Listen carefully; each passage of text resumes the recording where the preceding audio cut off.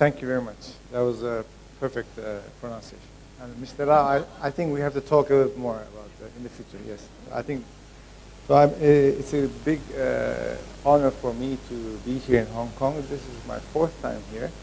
First time was actually also because of Miss Anna Lin's great leadership. I came here for the HKSAR conference many years ago. I don't know, many years ago. So it's a great honor and a delight to come here to Hong Kong. So today, my name is Cenk Yurol, and I've become the chairman of the Global Food Safety Initiative in March. I'm also leading the local group in Japan, and also the initiative within the Ion Group, which is the largest retailer in Japan. So it's a great honor. I would like to talk about what GFSI is, and hopefully in the future we'll have more in common, more interaction, so that we can have a safer food chain. As you see in this chart, actually a lot of the very large, both retailers and the manufacturers are a part of the Global Food Safety Initiative. What's happening is a lot of retailers now are either asking or demanding the fact that the GFSI accepted scheme should be in place for the manufacturer. In many cases, a lot of these manufacturers also make sure that their food supply is based on a single GFSI recognized scheme. Ask the retailers not to reassess their factories many times a year. So we're having this big trend where the harmonization of the different food safety schemes and standards is kind of going its way. But this is not only something to do with the larger players. The reason why GFSI was launched by a group of CEOs after the year 2000 was because we had a lot of problems starting from Europe and the US. This all actually continued all the way until the horse meat problem we had in Europe, the melanin problem we had in China, and many problems in Japan and other countries. Biggest thing here is that food safety is a non-competitive issue. So it's not about the quality of the taste or the look of the food, but it's the fact that if there's one incident in any industry, it affects all of us and affects a lot of players in the industry. Just as Mr. Lau also mentioned, the food chain itself is becoming more complex, where you have a single dish of a plate of food coming from 20 to 30 different countries. How do you control this? How can you ever control this? This is the question. But the answer is you cannot do it alone. And no government, no company, or no individual manufacturer can make sure that the whole food chain is intact. So therefore, in 2000, a group of CEOs decided that food safety is of the most importance for them to tackle globally. The Food Safety Initiative started off from CIS, which was an organization created by retailers, global retailers.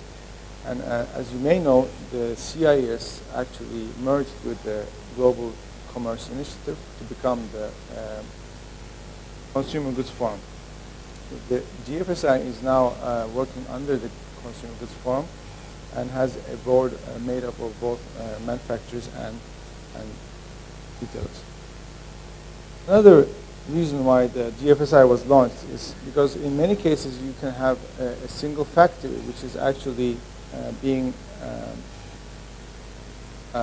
audited by different retailers or different parties over and over every year. We found that some factories were actually audited 17 times a year by different retailers because of different reasons that they had, which were actually mostly based on food safety. So if food safety is a non-competitive issue, and if it's something that we can all talk about and harmonize, then it's something that where we can reduce the redundancy, confusion, inefficiency, the high cost, and verification versus validation problems. In the world, we throw about 30% of the food into the garbage, and by the year 2020, we're going to have over 9 billion people in the world, and this is going to, we have to be a bit more efficient in how the way we handle food, and we have to be a little bit more less selfish in terms of this kind of conditions. So this is the reason, another reason why the GFSI stuff was launched. The forum itself, the GFSI itself has the biggest mission saying safe food for consumers everywhere. So we are involving a large group of different players in the food chain. I don't have, I'm not going to go into the details, but it starts all the way from the feed that you feed the animals into the farms, factories, distribution centers and storages, going all the way to the retailer, or actually the restaurants, or to the service industry. The whole food chain itself is divided into pieces of the puzzle, and we are actually now building the puzzle up in such a way that by 2015 we will have the complete picture ready. And I think if you're handling food in any part of the food chain, most probably you would like to have a look at the open, the results that are coming out. The mission or objective is, as said, to provide continuous improvement in food safety management systems to ensure confidence in the delivery of safe food to consumers worldwide. There are 4 blocks to this mission. Reduce food safety risks, basically saying that we all kind of harmonize the different ways we deal with food safety under a scientific way in order to reduce the number of types of assessments that are there. Manage costs in the supply chain by reducing redundancy. Develop competencies and capacity building. Amy just did a great job about that, and actually we are working with them as well in this area. And to develop competency and capacity, meaning that we have to have enough people who are able to deal with this kind of assessment. Make sure that the food chain itself is at a certain level. We have to have the knowledge exchange and network. Every year at the Food Safety Forum, we get over 1,000 people, food safety experts from around the world, coming together. And just by talking to another expert, you learn a lot from the different countries and the different things that are going on. So these 4 blocks actually make sure that we are going in the right direction. Just from a governance structure, we have a stakeholders team who basically make sure that we're going in the right direction every year. We have a GFSI board and an advisory council giving us the guidance and expertise we need. We also have technical working groups in which this dynamically changes according to the part of the food chain that we're working on. So when there's a new puzzle piece that we're working on, we create a new working group which deals with that, and then that gets openly shown on the web, and then it goes back into the documentation in order to happen. We have the global markets capacity building. This is made for the smaller, medium enterprises, SMEs, and those companies who find it difficult to suddenly get certified at a certain level. Guidance document, which is the core. The auditor competence, also dealing with the capacity building and making sure the auditors have the same level worldwide, because it might change according to cultures and countries. And then you have the segment where we're dealing with the one part of the puzzle, the retail global regulator affairs, where we also try to communicate with the different governments. And another part of the puzzle being the food brokers. The GFSI board is made up of these companies here. As you see, we have a couple of companies also from Asia, from China, and Japan. The vice chairs are Cargill and Coca-Cola. We have basically until now, it was said that there were over 400 different schemes when we first started that were floating around. Everyone wanted to use a certain scheme. And this actually went down to a very much smaller number among the users of GFSI.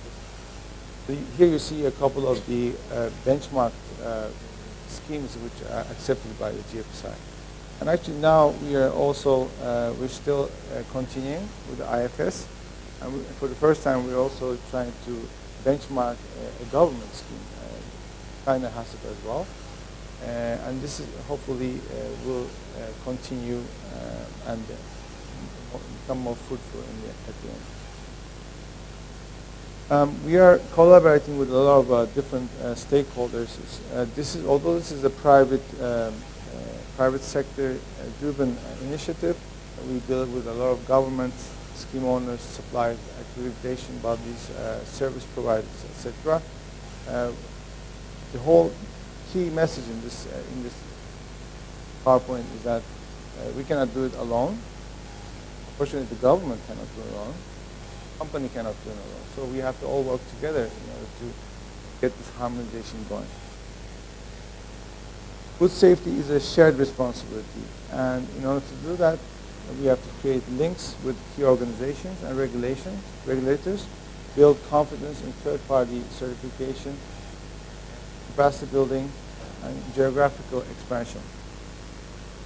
This, forget the lines, but what happened is we have actually now, GFSI local group was created in Japan, and we created a model in order to make the GFSI, what's thought of at a global level, make it more local. And we now have local working groups in Japan, China, and the US and Canada as a combination, and also Mexico. And we're creating one in Russia as well. So hopefully we're having multiple local groups who make sure that we can implement those things internally.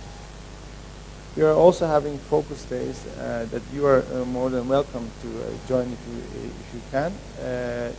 We will have the next one in India.